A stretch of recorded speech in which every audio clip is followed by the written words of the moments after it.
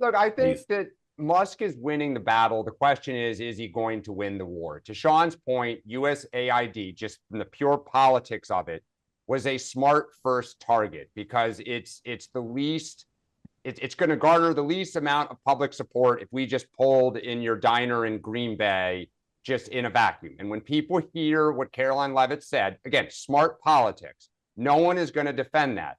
I'd say if you went through any agency, any company, any senior executive's expense report, there are usually a few things that you're like, but USAID does some good work, as every agency does.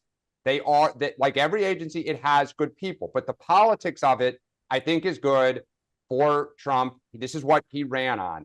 There's three things that I would just kind of flag though. One, I think Musk is starting to fly a little close to the sun, which is why you're seeing some Trump, a little bit of pushback, because what you're 2 days in a starting to, row.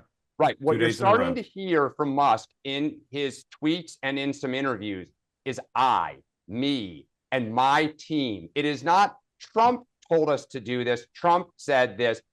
The fact that the New York Times said, "Oh, he loves his office," and he's like, it's all about Musk, the genius of Musk. Musk is outworking everybody. So how close to the sun does he get?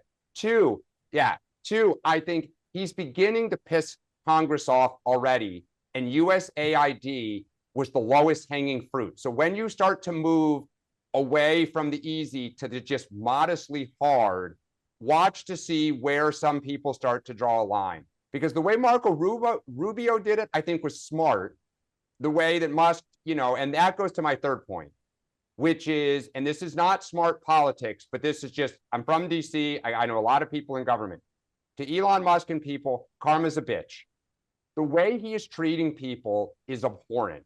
Like, what CEO would go out and trash his employees and his departments he's eliminating on social media, calling them criminals, saying that like they're just horrible? These are people with families.